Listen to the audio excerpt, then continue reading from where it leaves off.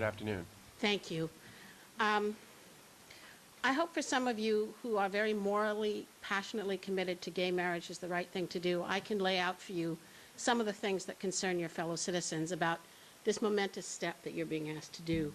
I've spent 20 years in a marriage debate, much of it having nothing to do with gay people or gay marriage, but about our high rates of family fragmentation, divorce, unmarried childbearing, the number of children we have in this society who grow up without the love and care of their fathers as well as their mothers. I want to share with you both the professional or intellectual and the personal reasons why I think gay marriage really is a momentous change to the marriage system, why it's not the right thing to do. Let me start with the intellectual basis. The first thing about marriage, what is marriage? That's what you're being asked.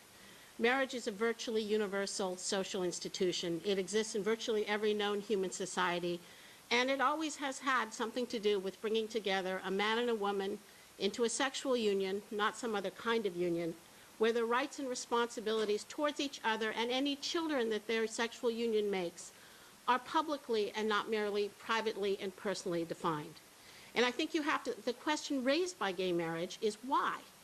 Why in so many different places, completely disconnected, different religion, ecologies, economic systems, do human beings again and again come up with something that's recognizably this marriage idea? And I think the answer is that marriage as a universal human idea is rooted in three enduring truths about human beings. The first is the vast majority of us, for ill or good, are powerfully attracted to a sexual act that creates new life. Sex between men and women makes babies. The second truth is society needs babies. For individuals, reproducing is a choice. Managing this phenomenon of opposite sex attraction so that men and women come together to make and raise the next generation is not optional for the whole society. The third truth is that children need a father as well as a mother raising them. And to put this aside, our contemporary gender disputes over roles, what I mean is the most basic thing.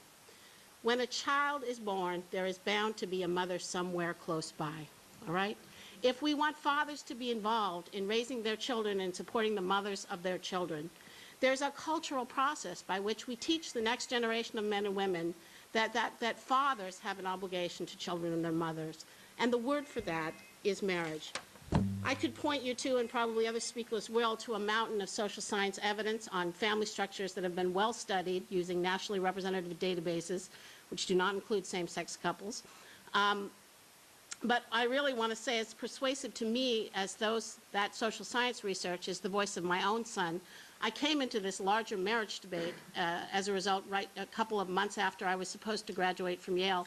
I had a baby outside of marriage. And so when I come to this debate about whether or not children need mothers and fathers, I hear as well the voice of my son, who's 2 years old, telling me, you know, where's my daddy? Where's the man as well as the woman who will love me? This is not a social norm to be discarded as bigotry. It's the core of what marriage is, and it's what you're being asked to denounce as if it were a species of racism. Thank you very much for your testimony.